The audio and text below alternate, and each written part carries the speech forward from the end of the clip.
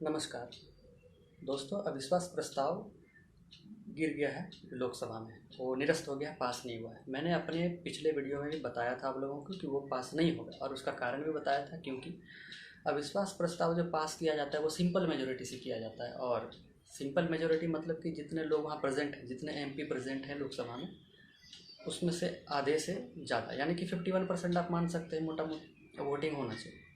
तो उससे ज़्यादा सीट तो बीजेपी की बस खुद की अकेली है, उसे तो एनडीए की भी ज़रूरत नहीं पड़ेगी अपनी बाकी दलों की पास कराने के लिए। वो तो पास हो गई, वो तो निरस्त हो गया, पास नहीं हुआ क्योंकि वो होना भी था ऐसा ही। लेकिन अविश्वास प्रस्ताव लाने का मेन मोटो ये था कि विपक्ष चाहती थी कि प्रधानमंत्री मणिपुर के केस में बोले, इसलिए वो मणिपुर वाले हिंसा को लेकर ही अविश्वास प्रस्ताव लाए थे। क्योंकि प्रधानमंत्री उसके पहले बोल ही नहीं रहे थे मणिपुर पर, बहुत दिनों से चुप्पी साधी हुई थी उन्होंने, बाकी हर जगह रैलियां कर रहे थे, पर मणिपुर न जा रहे थे न कुछ बोल रहे थे। एक दिन बोला भी था तो बस आधे मिनट के लिए, तो इसलिए लाया था। क्योंकि अविश्वास प्रस्ताव का नियम है कि अंत में पहले जितने सारे लोगों को बोलना है वो बोल लेते हैं, पर अंत में कंक्लूड करते हैं प्रधानमंत्री। वाजपेयी जी ने भी किया था जब उनका सरकार गिरा था,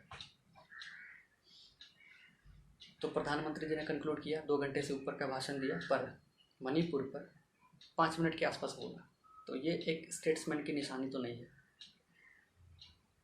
ये आपने बस खाना पूर्ति कर दिया मणिपुर का नाम लाकर। आपको बोलना था मणिपुर का इशू को लेकर, आपको कांग्रेस पर निशाना लगाना लगाइए। कांग्रेस ने बहुत सारी गलतियां की हैं कालांतर में, और आपकी पार्टी भी कर रही है, और फ्यूचर में आपकी पार्टी को भी लोग बोलेंगे जैसे अभी कांग्रेस को बोलते हैं। कांग्रेस को तो बोला ही जाएगा क्योंकि बहुत लंबे समय तक रूल किया है, तो गलतियां उनसे हुई है, बात सही है। राहुल गांधी जी ने भाषण दिया, प्रधानमंत्री जी ने भाषण दिया। राहुल गांधी का भाषण मुझे थोड़ा ज़्यादा रिजनेबल लगा इस बार। पहली बार में राहुल गांधी जी के भाषण को मैंने सुना पूरा, और मुझे अच्छा भी लगा।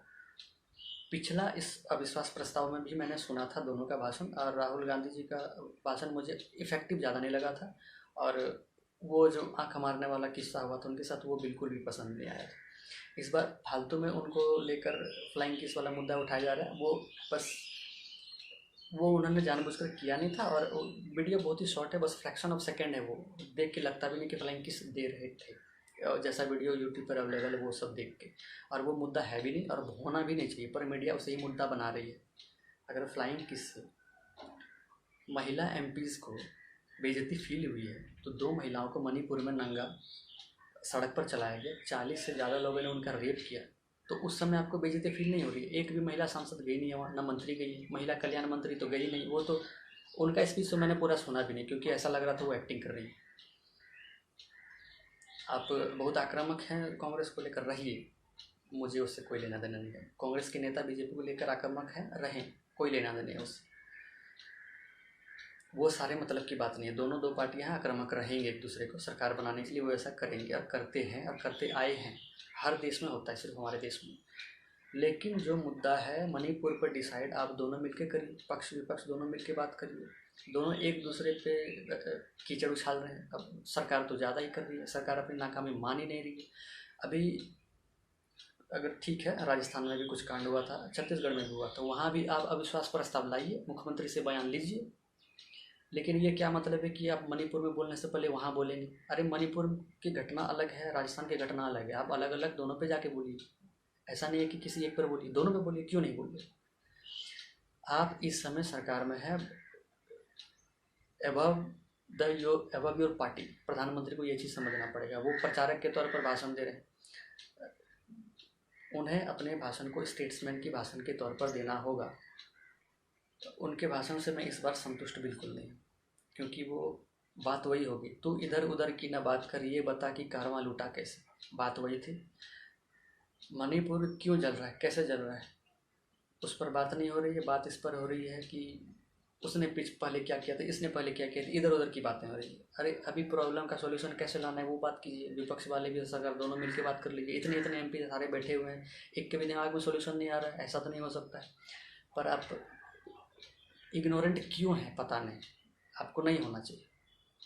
विपक्ष वाले नेता जा रहे हैं वहाँ, आप भी जाइए, आप क्यों नहीं जा रहे हैं? थोड़े स्टेटमेंटशिप दिखाइए आप। काफ़ी उम्मीदें हैं लोगों को आपसे, और आप अगर इतने लोकप्रिय नेता हैं, प्रधानमंत्री जी लोकप्रिय नेता हैं, तो आप जाइए। अपनी लोकप्रियता पर क्यों आप डेंट लगा रहे हैं? सारे मंत्री फोकस कर रहे हैं राहुल गांधी पर। राहुल गांधी मुद्दा है ही नहीं, मुद्दा मणिपुर है। आप मणिपुर आइए, मणिपुर पर बात कीजिए। मीडिया वाले कुछ दिखाएंगे नहीं। आप जनता हैं, आपको समझना है कि मीडिया को लाइन में आप लाइए, नहीं तो फिर धीरे धीरे करके सब बर्बाद होता जाएगा, सारे सिस्टम फेल होते जाएंगे। जो डेमोक्रेटिक सिस्टम है, आप डेमोक्रेटिक गवर्नमेंट इंडिया वाले बोलते हैं, ऐसा ही चलता है ना 20 साल बाद फिर डेमोक्रेसी यहाँ से ख़त्म हो जाएगा और सूडान, साउथ सूडान टाइप यहाँ भी कुछ हो जाएगा। बस देखते रहिएगा फिर आप डेमोक्रेसी को किताबों में। मीडिया वाले लाइन पे रहेंगे तो सरकार और विपक्ष दोनों भी ठीक चलेंगे और लाइन पे रहेंगे। मीडिया वाले लोगों के सपोर्ट में नहीं है, ये बात तो पक्का है। तो आप जनता का काम है कि आप मीडिया को लाइन पे लाइए।